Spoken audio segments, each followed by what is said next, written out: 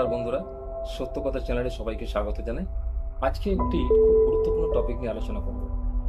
টপিকটা শেষ পর্যন্ত দেখবেন, অনুরোধ রইল। টপিকটা হলো কি করে আপনার মনের জোর বাড়াবেন।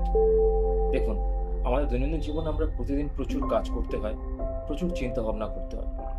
অনেকে আমরা খুব সহজেই ভেঙে পড়ি।